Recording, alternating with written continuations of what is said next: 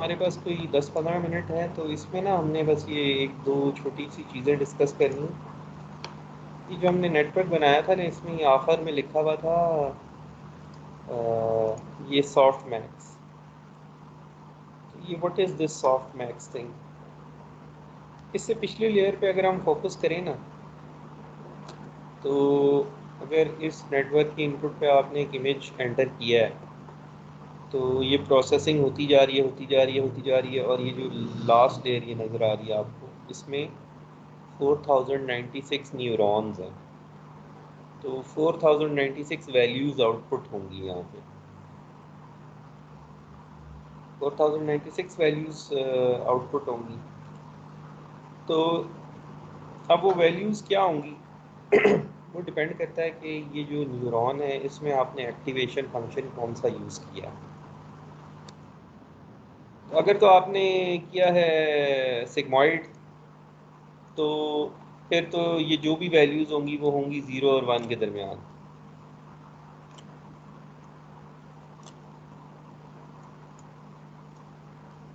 ठीक है ना। न्यूरॉन की इनपुट पे कोई चीज़ आएगी थी थीटा ट्रांसपोज एक्स या जेड जिसको हम कहते थे और सिग्मॉइड फंक्शन। और अगर आप रेक्टिफाइड लीनियर यूनिट यूज़ कर रहे हैं कुछ इस तरह की चीज़ यूज़ कर रहे हैं तो value can be greater than 1। क्योंकि फॉर एग्जांपल अगर इनपुट ये है तो वैल्यू ये होगी।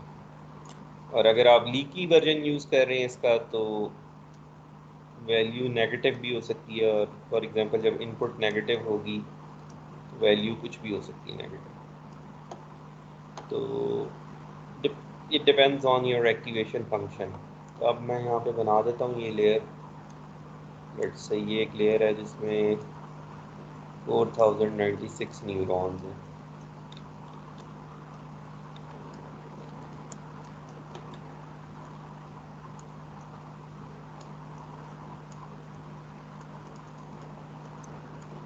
अच्छा, उसके बाद वो जो सॉफ्ट मैक्स 1000 लिखा हुआ था ना उसका मतलब क्या था।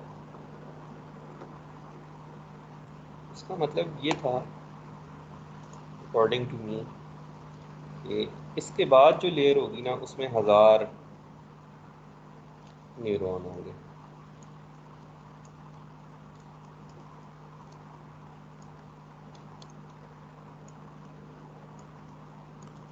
ये न्यूरॉन जो है ना एक न्यूरॉन इस लेयर में पिछली सारी न्यूरॉन से कनेक्टेड है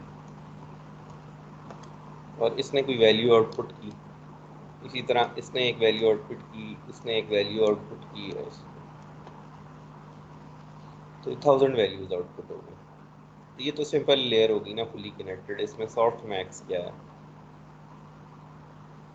तो अब हम करना ये चाह रहे थे कि हम ये बताएं कि for a given input image इस इमेज में कौन सा ऑब्जेक्ट है। तो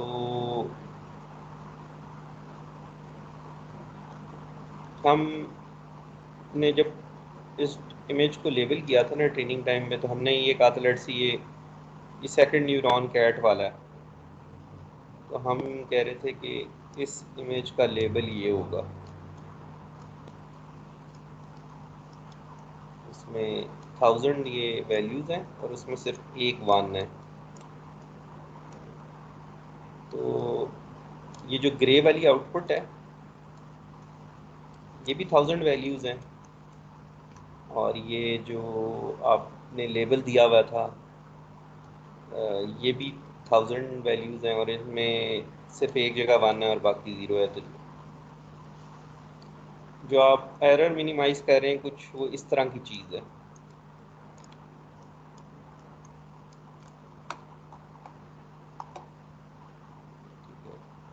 तो अब ये जो लेबल आपने वेक्टर किया हुआ है उसमें 0 और 1 ही है सिर्फ और एक ही जगह 1 है अगर एक ऑब्जेक्ट है।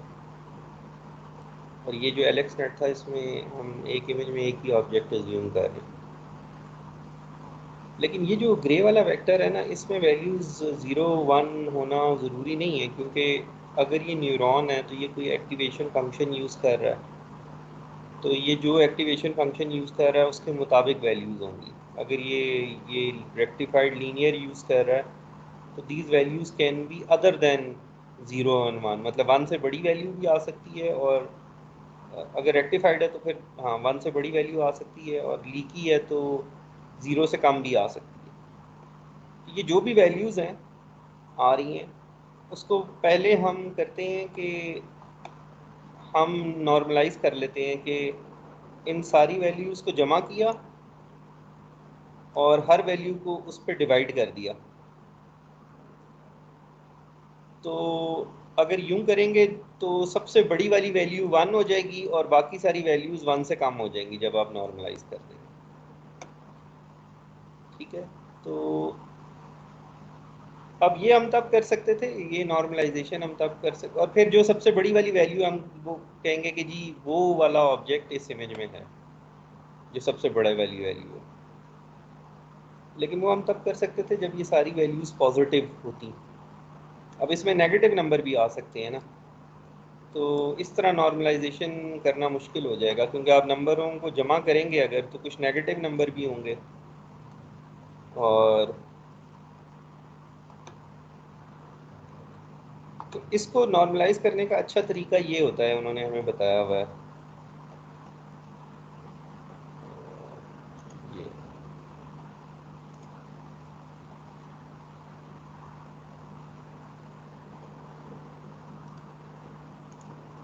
ये आपकी वो वैल्यूज़ आ गई। लेट से यहाँ पे सिर्फ तीन ही न्यूरॉन्स थे आउटपुट लेयर में, तो ये वाली वैल्यूज़ आ गई आपके पास। और आप इस तरह नॉर्मलाइज करते हैं कि एक वैल्यू का पॉजिटिव एक्सपोनेंशियल ले लेते हैं और फिर इन सारे एक्सपोनेंशियल्स को जमा करते हैं और डिवाइड कर देते हैं। तो जो आउटपुट वैल्यूज़ हैं ना वो 0 और 1 के दरमियान आ जाएंगी। एक्टिवेशन फंक्शन आपने जो मर्ज़ी यूज़ किया हो, जब आप ये वाला ऑपरेशन करते हैं ना उन वैल्यूज़ पे, तो अब वैल्यूज़ आपकी 0 और 1 के दरमियान आ जाएंगी।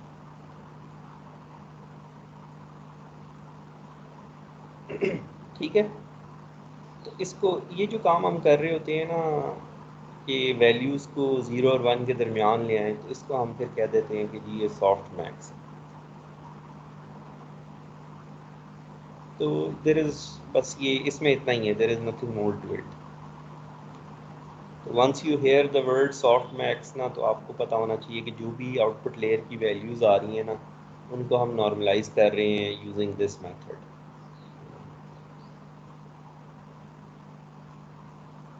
अगर ये एक्सपोनेंशियल ना करते, सिंपल वैल्यूज़ को जमा करके नॉर्मलाइज करते, तो ये हो सकता है कि जो ये सम है ये ज़ीरो हो जाए। इज़ इट पॉसिबल कि अगर ये एक्सपोनेंशियल ना यूज़ करें और इन वैल्यूज़ को जमा करें तो ये सम ज़ीरो हो सकता है? सर किसी क्लास की प्रोबेबिलिटी माइनस तो नहीं हो सकती, तो सर मुश्किल है। नहीं, प्रोबेबिलिटी तो अभी बनी नहीं ना। प्रोबेबिलिटी तो सॉफ्ट मैक्स के बाद बनेगी। सॉफ्ट मैक्स से पहले तो ये न्यूरॉन की आउटपुट है ना, और न्यूरॉन की आउटपुट तो पॉजिटिव भी हो सकती है और नेगेटिव भी हो सकती है, डिपेंडिंग कि आप कौन सा एक्टिवेशन फंक्शन यूज़ कर रहे हैं। फर्ज करें ये जो न्यूरॉन है इसके लिए आप ये लीकी वाला यूज़ कर रहे थे, इस न्यूरॉन की इनपुट पे आया ये ये अगर इनपुट है तो इसने ये वाली वैल्यू आपको आउटपुट करनी है, तो ये तो नेगेटिव वैल्यू है ना। अभी प्रोबेबिलिटीज बनी नहीं है, तो ये वैल्यू नेगेटिव भी हो सकती है, और अगर ये नेगेटिव और पॉजिटिव सारी वैल्यूज़ हो सकती हैं, तो अगर आप जमा करेंगे तो ये ज़ीरो भी हो सकता है। तो ज़ीरो से अगर डिवाइड करेंगे तो, और नेगेटिव भी हो सकता है ये नंबर, तो फिर values without using the exponential function अगर हम नॉर्मलाइज करेंगे ये कि जी सारी वैल्यूज़ को जमा करो और सब वैल्यूज़ को सम से डिवाइड कर दो, तो ये वाला ऑपरेशन करने से जो हमारी आउटपुट है वो 0 और 1 के दरमियान नहीं होगी, कोई गारंटी नहीं है इसकी। और हम चाहते हैं कि वो 0 और 1 के दरमियान हो जाए ताकि we can treat them as probabilities. तो ये जो आप अज्यूम कर रहे थे ना कि न्यूरॉन की आउटपुट जो है वो 0 और 1 के दरमियान ही होगी, वो तब था जब आप सिर्फ सिग्मॉइड एक्टिवेशन फंक्शन यूज़ कर रहे थे। अब तो आपने एक्टिवेशन फंक्शन बदल लिए ना आपने, तो जब बदल लिए तो फिर तो कुछ भी आउटपुट हो सकती है। तो उसको 0 और 1 के दरमियान लाने के लिए आपको कोई ना कोई नॉर्मलाइजेशन करनी है, और एक नॉर्मलाइजेशन ये है जिसमें आप ये एक्सपोनेंशियल यूज़ करते हैं। तो अगर ये वैल्यू नेगेटिव भी है तो पॉजिटिव, तो अगर आप करेंगे तो ये ई की पावर जब आप करेंगे उस वैल्यू की तो वो सारी वैल्यूज़ पॉजिटिव ही होंगी। ये देखें ना, ये यहाँ पे ड्रॉ हुआ हुआ है, ई की पावर -2 हो जाएगा तो ये आ जाएगा आपके पास, सारी वैल्यूज़ पॉजिटिव आ जाएंगी। और सारी पॉजिटिव वैल्यूज़ को जमा करें तो सम पॉजिटिव, और फिर डिवाइड करें तो जो सबसे बड़ी वैल्यू है वो 1 हो जाएगी, और सबसे छोटी वैल्यू जो है वो मतलब वो नज़र आएगी कि सबसे कम प्रोबेबिलिटी।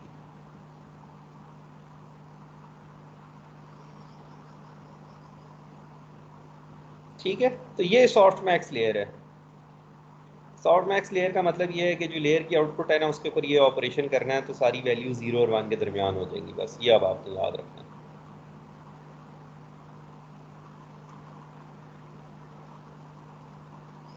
तो फाइनली जब ये हो जाता है तो फिर नेटवर्क जो आउटपुट कर रहा होता है 1000 वैल्यूज़ कर रहा होगा ना एलेक्स नेट आउटपुट। तो 1000 में वो वाली आउटपुट जो सबसे बड़ी है हम कहेंगे कि वो वाला ऑब्जेक्ट है इस इमेज में।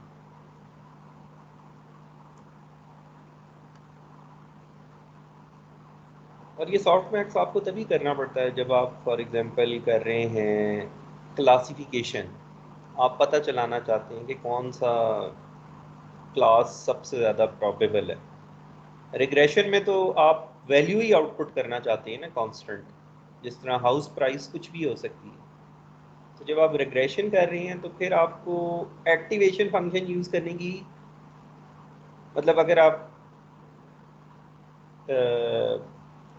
ये रेक्टिफाइड यूज़ कर रहे हैं एक्टिवेशन फंक्शन तो ठीक है आप कर लें, आप इसके बगैर भी काम चला सकते हैं।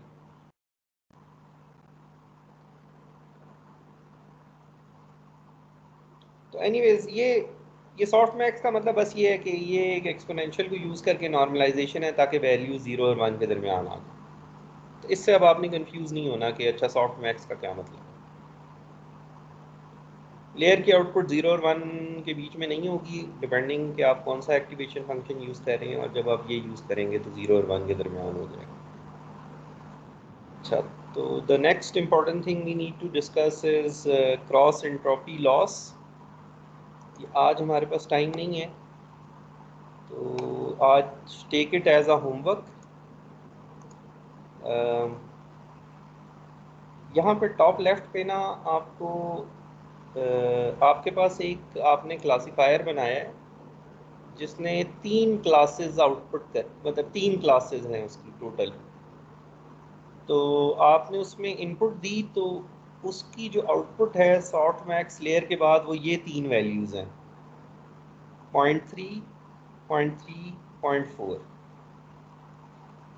तो किस क्लास की प्रोबेबिलिटी सबसे ज़्यादा है for a given?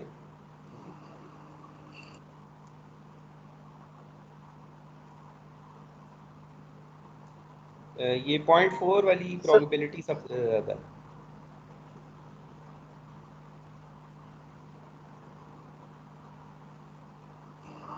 Yes sir. अच्छा, तो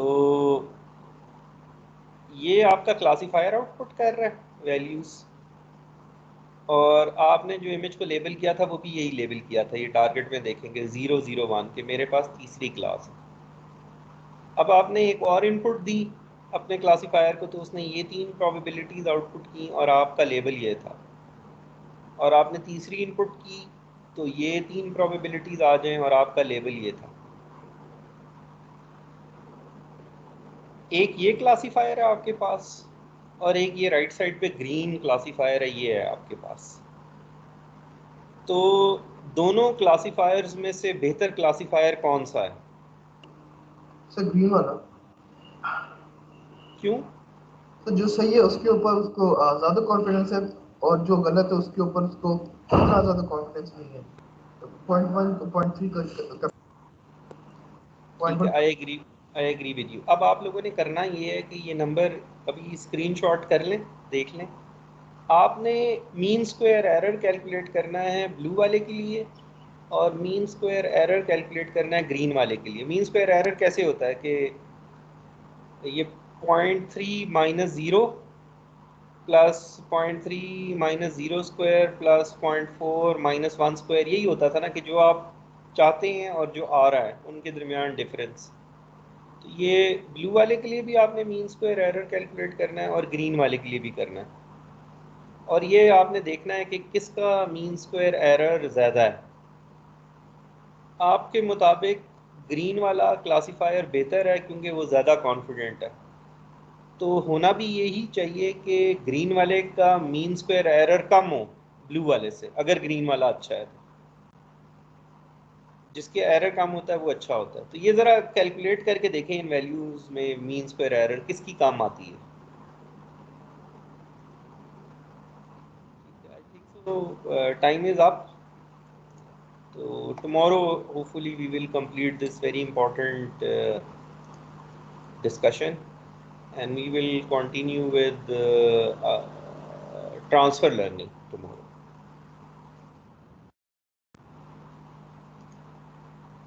ये सबने लिख ली हैं वैल्यूज? Yes sir. ठीक है, ओके, खुदा हाफिज़।